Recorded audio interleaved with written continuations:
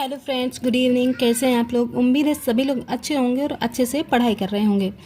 मैं आ चुकी हूँ अपनी नई वीडियो के साथ, जो कि रिलेटेड है आनुवांशिकता एवं वातावरण का बाल विकास पे क्या प्रभाव पड़ता है। इसका मैंने पार्ट 1 पहले डिस्कस कर लिया है।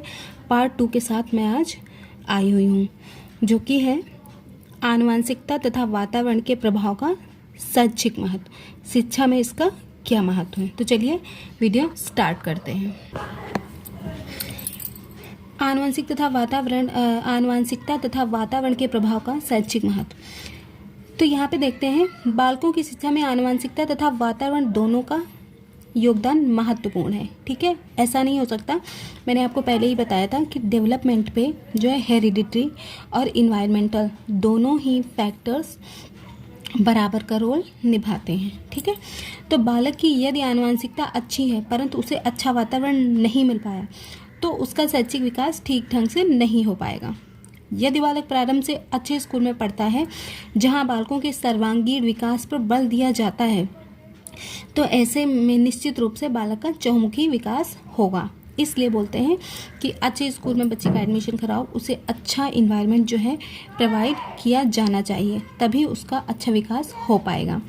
ठीक है, वर्तमान में व्यक्तित्व की महत्ता अधिक है। उसके अंतर्गत व्यक्ति की सिर्फ सुंदरता ही नहीं बल्कि उसके गुण, उसके विचार, चिंतन, तार्किक क्षमता, व्यवहार आदि को अच्छा व योग्य बनाने का कार्य भी होता है। यही वजह है कि शिक्षक, स्कूल आदि की भूमिका महत्वपूर्ण हो जाती है। ठीक है, तो उम्मीद है आप लोग समझ गए होंगे चीज़ें। आगे देखते हैं। शिक्षा मनोविज्ञान के क्षेत्र में एक विवादित प्रश्न यह है कि बालक की शिक्षा में वंशानुक्रम का महत्व अधिक है या फिर वातावरण का। तो इस विषय को लेकर दोनों पक्षों के विद्वानों ने अपने अपने पक्षों का समर्थन करने के लिए विभिन्न प्रयोग तथा अध्ययन किए हैं। इन सब का अध्ययन करने के पश्चात यह भली भांति स्पष्ट हो जाता है कि बालक के व्यक्तित्व के विकास में वंशानुक्रम और वातावरण दोनों का महत्वपूर्ण स्थान है। इसलिए शिक्षा देते समय वंशानुक्रम और वातावरण दोनों का ध्यान में रखना अत्यंत आवश्यक है।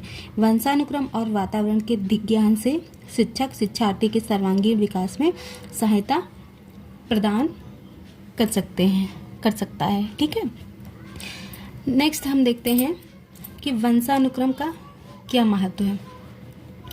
बालकों में वंशानुक्रम का महत्व। बालकों में वंशानुक्रम के कारण शारीरिक विभिन्नताएं पाई जाती हैं। बालक के शारीरिक विकास का उसकी शिक्षा पर भी प्रभाव पड़ता है। इसलिए एक शिक्षक को बालक के शारीरिक विकास तथा व्यक्तिगत भिन्नता को देखते हुए शिक्षा की व्यवस्था करनी चाहिए। नेक्स्ट है पॉइंट 2, वंशानुक्रम के कारण ही बालकों की जन्मजात क्षमताओं और गुणों में अंतर होता है। शिक्षक को प्रत्येक बालक की क्षमताओं और योग्यताओं के अनुसार ही सीखने की योग्यताओं का विशेष ध्यान रखना चाहिए और इन्हीं भिन्नताओं के अनुरूप शिक्षा प्रदान की जानी चाहिए। ठीक है, बालकों में पाई जाने वाली जन्मजात क्षमताओं में अंतर होने का मुख्य कारण वंशानुक्रम है। इस बात को ध्यान में रखकर शिक्षक पिछड़े और मंदबुद्धि बालकों की प्रगति में अपना महत्वपूर्ण योगदान दे सकता है। वंशानुक्रम के कारण बालक शारीरिक दृष्टि से भिन्न विकास में अपना महत्वपूर्ण योगदान दे सकता है। नेक्स्ट पॉइंट है, वंशानुक्रम से बालकों में कुछ प्रवृत्तियाँ होती हैं जिनमें से कुछ सामाजिक दृष्टि से अवांछनीय होती हैं, जिसके कारण वह समाज में अशिष्ट व्यवहार करता है।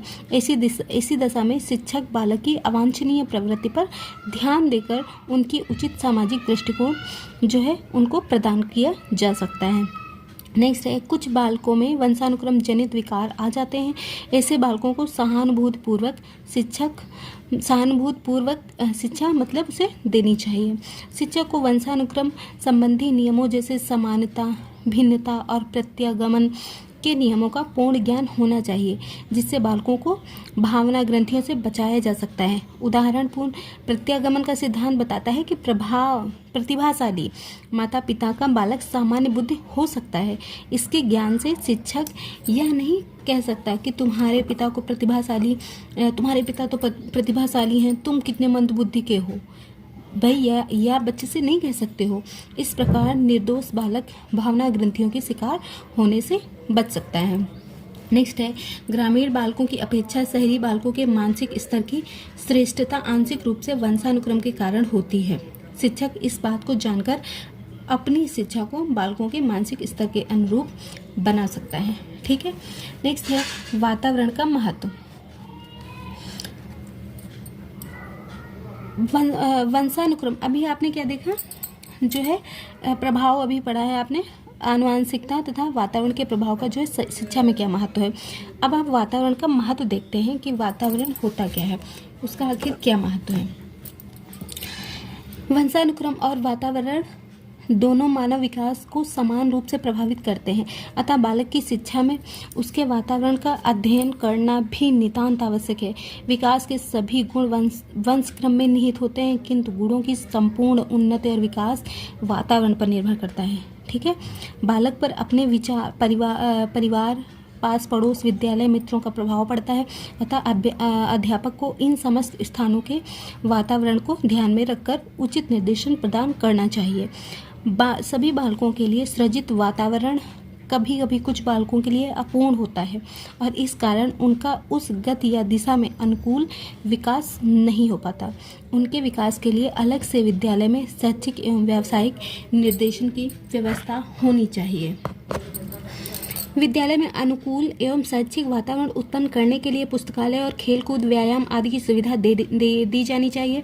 इनसे बालकों की रुचियों, मूल प्रवृत्तियों तथा अन्य स्वाभाविक आवेगों का समायोजित ढंग से विकास होता है। प्रत्येक बालक को अपने सामाजिक वातावरण से समायोजन स्थापित करना पड़ता है। इस बात की जानकारी रखने वाला अध्यापक विद्यालय को समाज का छोटा रूप मानकर छात्रों को समाज के वातावरण के साथ समायोजन करने के लिए शिक्षा प्रदान कर सकता है। नेक्स्ट है, शैक्षिक उपलब्धियों पर बालक के व्यक्तित्व और स्वभाव पर वातावरण का अधिक प्रभाव पड़ता है। यह बात मनोवैज्ञानिक ह्यूमैन तथा फीमैन द्वारा जुड़वा बच्चों पर किए गए अध्ययन से स्पष्ट होती है। नेक्स्ट है, आनुवांशिकता, वंश परंपरा के नियम। अब वंश परंपरा के नियम क्या हैं? Law of resemblance, law of variability, law of regression. ठीक है। समानता का नियम, भिन्नता का नियम, प्रतिगमन का नियम। उपयुक्त विवेचन से स्पष्ट होता है कि शिक्षक के लिए वंशानुक्रम और वातावरण दोनों का ज्ञान होना बहुत आवश्यक है। बाल विकास की दृष्टि से दोनों तत्वों का समान महत्व है, किसी एक तत्व को प्रधानता नहीं दी जा सकती। इसलिए बच्चे के विकास के लिए जो है समाज या फिर आप कह सकते हैं इन्वायरमेंट और हेरिडिटी दोनों ही बहुत ज़्यादा इम्पॉर्टेंट हैं, दोनों ही अपना अपना इम्पॉर्टेंट रोल निभाते हैं। ठीक है। उम्मीद है आपको वीडियो पसंद आई होगी और कंप्लीट जानकारी के लिए आप मेरा इससे पहले वाला वीडियो देख लीजिए, जिससे आपको जो है ये टॉपिक अच्छे से क्लियर हो जाए। 2-3 बार आप वीडियो देखेंगे तो आपको चीज़ें समझ में आएंगी। ठीक है। वीडियो देखने के लिए धन्यवाद। अगर आप चैनल पर नए हो तो प्लीज़ चैनल को सब्सक्राइब कर दीजिए और हमारे वीडियो पसंद आए तो वीडियो को लाइक कर दीजिए। Thank you.